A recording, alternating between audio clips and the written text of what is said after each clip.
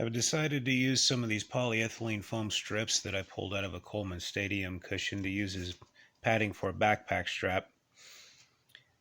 There's a lot of different materials you could use for backpack straps. Any kind of closed cell foam works good, neoprene, but these were free and I like the thickness of them. There's multiple ways of making a padded backpack strap. One method you could use is to take two pieces of material, sandwich them together with the outer faces touching each other, so a seam along three sides, turn it inside out, and then shove the foam down into that fourth side. That's the method that was used on this Blackhawk backpack strap. Another method, like you see here on this bag, is to take the two pieces of material, sandwich them together with the insides facing, then just sew some sort of binding tape along the outer edge of the strap, and then shove the padding in between the two of them. I really like the look of that. A problem with that method sometimes, though, is that the binding tape, if you're wearing the backpack for many hours at a time, like on a hiking trip,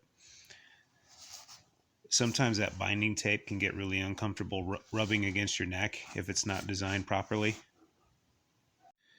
For this project, my original intention was to use a hybrid of those two methods, in which I would sandwich the two pieces of material together with the outer faces touching, and then I would sew a single seam, turn them inside out, and then sew a piece of binding tape along two sides of it, along the side and the bottom here.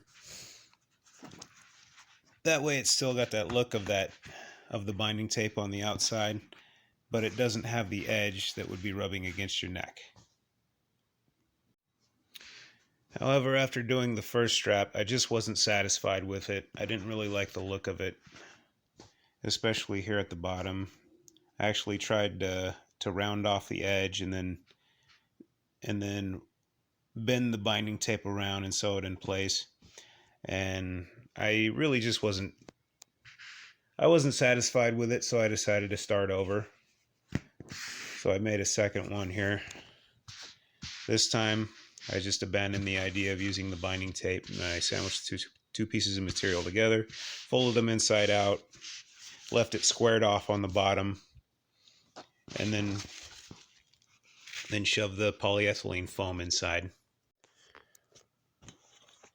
The strips of polyethylene that I'm using were probably right about 2 inches, maybe a little over. And the material that I cut was probably just a little over 3 inches.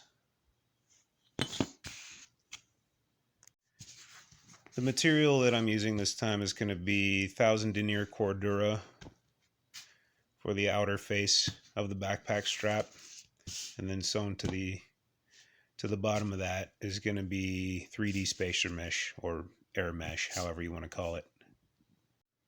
Through a little bit of trial and error, I found that for the seams, I basically lined one edge up against my presser foot, set the needle as far to the right as it would go, and then sewed this seam along the three edges.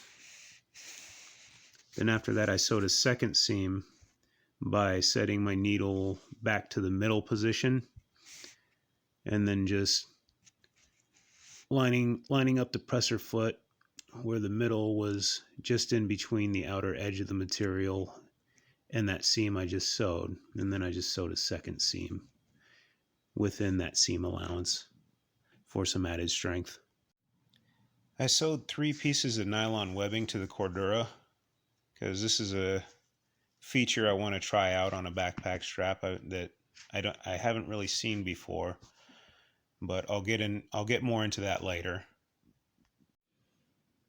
It's basically going to give the ability to add a sort of MOLLE pouch to a backpack strap, like my flashlight case or some sort of knife.